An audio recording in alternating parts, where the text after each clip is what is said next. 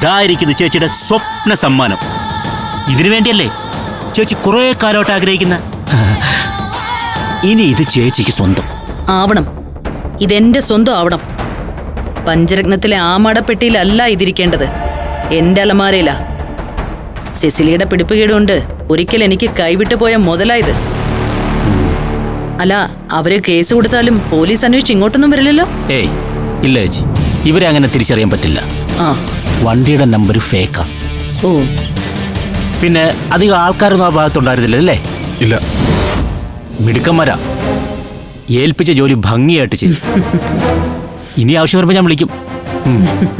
പിന്നെ ചേച്ചി, വേറൊരു കാര്യം കൂടിയുണ്ട്. അവര് പോലീസിൽ പരാതിപ്പെടാൻ സാധ്യത വളരെ കുറവാ. നടു റോഡിൽ ഇത്രയും സ്വർണം കൊണ്ടുള്ള ഇടപാട് എന്താന്ന് ചോദ്യം വരില്ലേ? മാത്രമല്ല, വീട്ടിലുള്ളവരറിയാതെയാണ് അമൃതയും ചന്ദ്രസേനും കൂടെ ഈ ഇടപാട് നടത്തുന്നത്.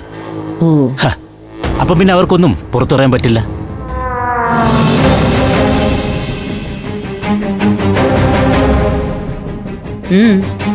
നിനക്കെന്താ വേണ്ടത്? എന്റെ പങ്ക്. സത്യത്തില് നിനക്കൊന്നും തരാൻ പാടില്ലാത്തതാ. പണ്ട് ഈ പണി നിന്നെ ഏൽപ്പിച്ചപ്പോ നീ വൃത്തിയായിട്ട് ചെയ്തിരുന്നെങ്കിൽ ഇവരുടെ ആവശ്യം വേണ്ടി വരില്ലായിരുന്നല്ലോ. അതെ. ആ പോട്ടെ, ഇത്ര നാള് കൂടെ നടന്നുകൊണ്ട് ഒരു 5 പവൻ അങ്ങ് തരും. പോരെ? 5 എങ്കിൽ 5. പക്ഷേ ഒരു വ്യവസ്ഥയുണ്ട്. സ്വർണം തന്നാൽ ആ നിമിഷം നീ ഇവിടുന്ന് ഇറങ്ങണം. ഈ ജന്മത്ത് നീ എന്റെ കൺമുമ്പിൽ വരരുത്. എന്റെ പങ്ക് കിട്ടിയ പിന്നെ ഞാൻ എന്തിനാ വരുന്നത്?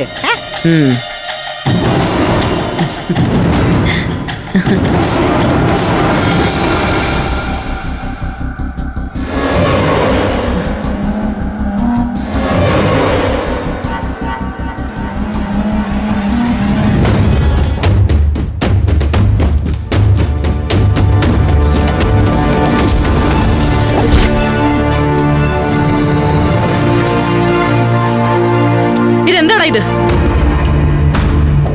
ഇതാണോ മഹേന്ദ്ര സ്വർണം? എന്താടാ ഇതൊക്കെ? അറിയില്ല, അവരുടെ കയ്യിരുന്നത് ഈ ബാഗാ. സത്യം പറയ്, സ്വർണം എവിടെ? സത്യമായിട്ട് ഞങ്ങൾക്ക് അറിയില്ല. ഈ ബാഗാ അമൃതയുടെ കയ്യിരുന്നത്. അവരത് അംബികയ്ക്ക് കൊടുത്തു.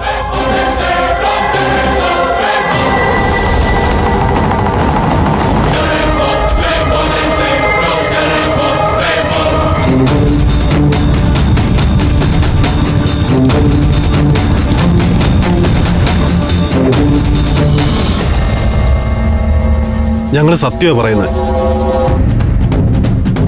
മഹേന്ദ്ര, എന്തോ ഒരു കള്ളക്കളി നടന്നിട്ടുണ്ട്.